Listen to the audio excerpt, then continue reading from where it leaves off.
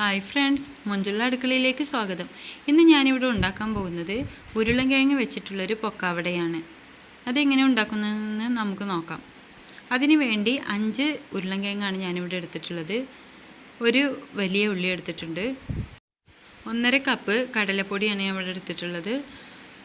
പിന്നെ മല്ലിച്ചപ്പിന് പകരം ആഫ്രിക്കൻ മല്ലിയാണ് ഞാനിവിടെ യൂസ് ചെയ്തിട്ടുള്ളത്. നിങ്ങൾക്ക് മല്ലിച്ചപ്പ് ഉണ്ടെങ്കിൽ അത് ഉപയോഗിക്കാം. പിന്നെ കുറച്ച് പുതിനയുടെ ഇല എടുക്കാം. പിന്നെ നമുക്ക് വേണ്ടത് 1/2 ടീസ്പൂൺ കുരുമുളക് പൊടിയാണ്. നിങ്ങൾക്ക് എരിവ് വേണമെന്നുണ്ടെങ്കിൽ ഒരു 3/4 ടീസ്പൂണോളം എടുക്കാം. പിന്നെ 1/2 ടീസ്പൂൺ കാശ്മീരി ചില്ലി പൗഡർ എടുത്തിട്ടുണ്ട്. പിന്നെ നമുക്ക് വേണ്ടത് മല്ലിപ്പൊടിയാണ്, അത് 1 ടീസ്പൂൺ ഞാൻ എടുത്തത്. പിന്നെ കുറച്ച് വെളുത്തുള്ളി എടുത്തിട്ടുണ്ട്.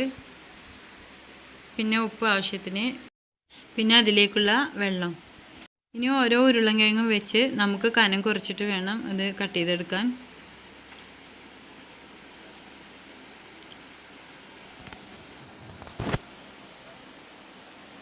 ഇനി ഇതുപോലെ നീളത്തിലൊന്ന് കട്ട് ചെയ്ത് കൊടുക്കുക.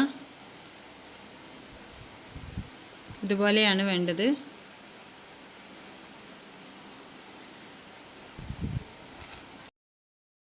എല്ലാ ഉരുളൻകിഴങ്ങും അതുപോലെ തന്നെ ചെയ്തെടുക്കുക.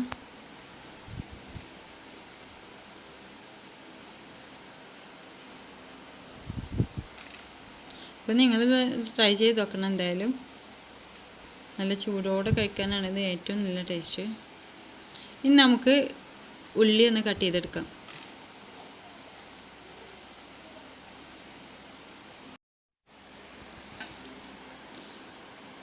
ഉള്ളി ഞാൻ നീളത്തിലാണ് അരിഞ്ഞെടുത്തിട്ടുള്ളത്. അപ്പോൾ ഇത് റെഡി ആയിട്ടുണ്ട്. ഇനി നമുക്ക് വെളുത്തുള്ളി എടുത്തിട്ട് ചെറുതായിട്ടൊന്ന് അരിഞ്ഞെടുക്കാം.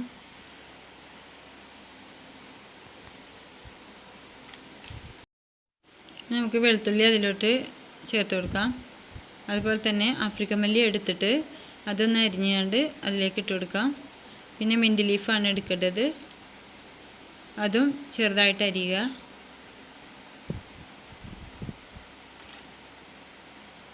എന്നിട്ട് അതിലേക്ക് ചേർത്ത് കൊടുക്കാം. അതിനുശേഷം നമുക്ക് ഈ പൊടികളൊക്കെ ചേർത്ത് കൊടുക്കാം. ഇത് 1/2 ടീസ്പൂൺ കുരുമുളക് പൊടിയാണ് ചേർത്ത് കൊടുക്കുക. പിന്നെ നമുക്ക് കാശ്മീരി മുളക് ചേർത്ത് കൊടുക്കാം.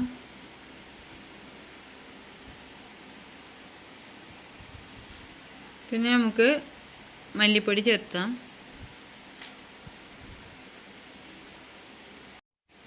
ഇനി നമുക്കതിലേക്ക് ആവശ്യത്തിനുള്ള ഉപ്പ് ചേർക്കാം.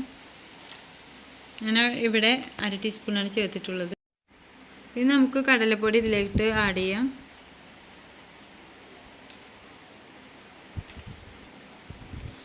അതിനുശേഷം ഒന്ന് ചെറുതായിട്ട് ഇളക്കി കൊടുക്കുക.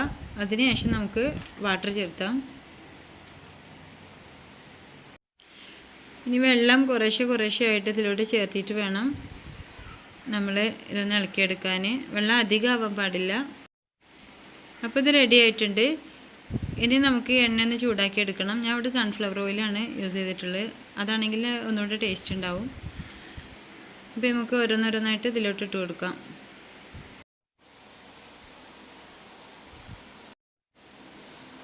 ഇനി നമുക്കിതൊന്ന് മറിച്ചിട്ട് കൊടുക്കണം.